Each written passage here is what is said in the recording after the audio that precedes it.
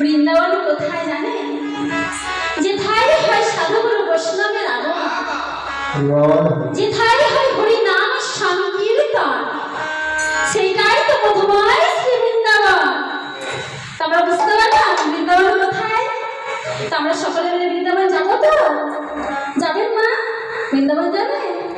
আচ্ছা, তাহলে সকলে মিলে যদি বাবু তুলুন দেখি বাবারা, আর সকলে মিলে আমার সঙ্গে বলবেন রাধে রাধে নামে জপা করো, কৃষ্ণ নামে রাধে পিয়া করো। রাধে রাধা নামে জপা করো, কৃষ্ণ নামে রাধে পিয়া করো। রাধে রাধে নামে জপা করো, কৃষ্ণ নামে রাধে পিয়া করো। রাধে রাধা নামে জপা করো, কৃষ্ণ নামে রাধে পিয়া করো। পিয়া করো, পিয়া করো, পিয়া করো, পিয়া করো, পিয়া করো, পিয়া করো, কৃষ্ণ নামে রাধে পিয়া করো। রাধে রাধা নামে জপা করো, কৃষ্ণ নামে রাধে পিয়া করো। রাধে রাধে নামে জপা করো, কৃষ্ণ নামে রাধে পিয়া করো। রাধে রাধা নামে জপা করো, কৃষ্ণ নামে রাধে পিয়া করো। রাধা রানী হয় মহারানী, রাধা রানী হয় মহারানী, রাধা রানী হয় মহারানী, বৃন্দাবন বিলাসিনী। রাধে রাধা নামে জপা করো, কৃষ্ণ নামে রাধে পিয়া করো।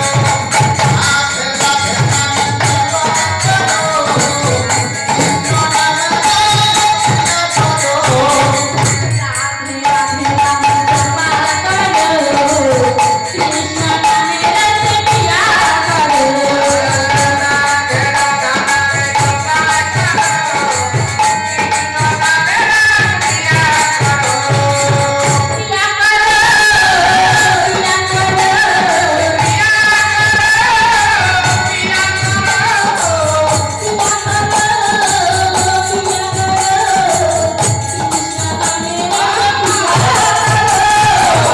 রাধে রাধা নামে জপা করো, কৃষ্ণ নামে রাধে পিয়া করো। রাধে রাধে নামে জপা করো, কৃষ্ণ নামে রাধে পিয়া করো। রাধে রাধা নামে জপা করো, কৃষ্ণ নামে রাধে পিয়া করো। রাধে রাধে নামে জপা করো, কৃষ্ণ নামে রাধে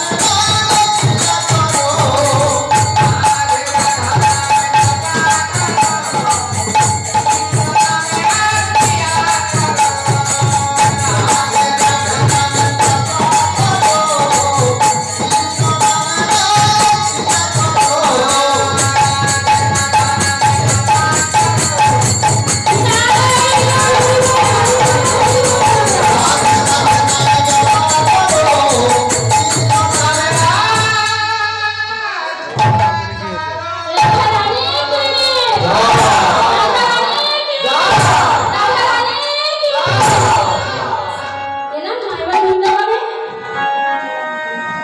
এতক্ষণ আমরা এলাম বৃন্দাবনে।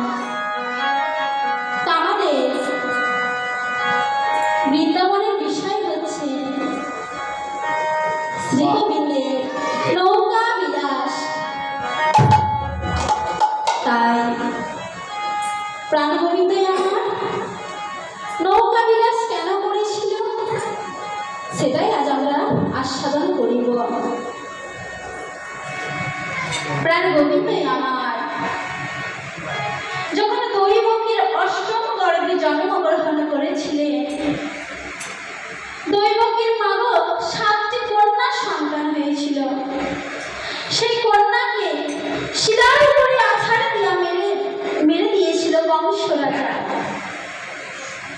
অষ্টম গর্ভে প্রাণগোবিন্দ যখন জন্মগ্রহণ করলেন, পুত্রকে দেখে বসুদেব কাঁদছেন আর মনে মনে চিন্তা করছেন।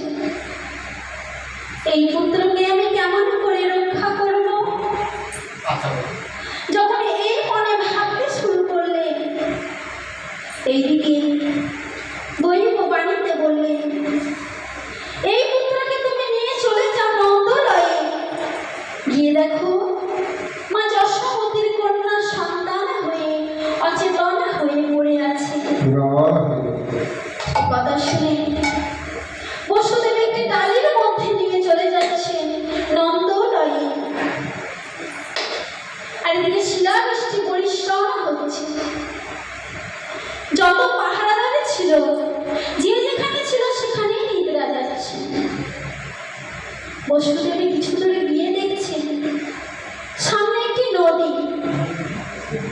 বসুদেব তখন মনে মনে চিন্তা করছে, এই নদী আমি কেমন